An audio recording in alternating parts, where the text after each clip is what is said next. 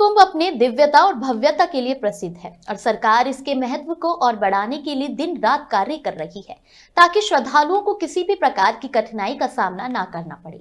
वहीं इस वर्ष 144 साल पर लगने वाले महाकुंभ में विभिन्न अखाड़ों के संतों द्वारा धार्मिक कार्य किए जा रहे हैं और सनातन धर्म का प्रचार भी किया जा रहा है।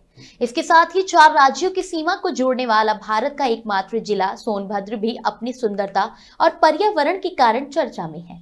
इस जिले को भारत के पहले प्रधानमंत्री पंडित जवाहरलाल नेहरू ने भारत का स्विट्जरलैंड कहा था, क्योंकि यह अपनी प्रकृति और पर्यावरण के लिए प्रसिद्ध है। प्रकृति और पर्यावरण की रक्षा के लिए कई संगठन कार्य कर रही हैं और गुप्तकाशी सेवा ट्रस्ट ने महाकुंभ के दौरान समर्थ गुरु रामदास महाराज और कृष्णाचार्य महाराज जी के नेतृत्व में कई संतों को सम्मानित किया। इस कार्यक्रम का उद्देश्य पर्यावरण और प्रकृति बचाने के लिए जन जागरूकता फैलाना था। आपको बता दें कि महाकुंभ में सेक्टर 18 लोअर मार्ग पर कई स्थानों से आए मंडलेश्वर और संतों ने इस विषय पर चर्चा की और पर्यावरण संरक्षण के लिए संकल्प लिया।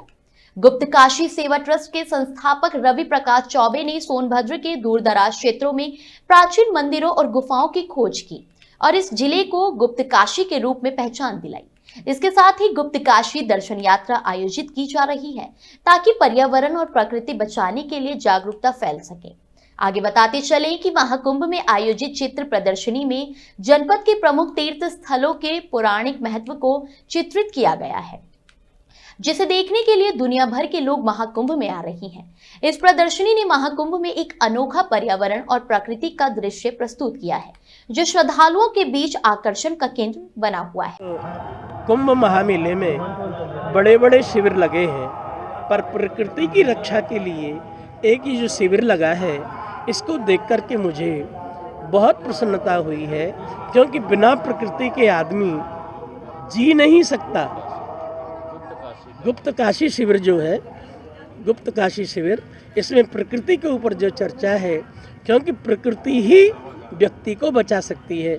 ये अंग्रेजों की जो दवा खा रहे हैं, ये अंग्रेजी पद्धति, इससे व्यक्ति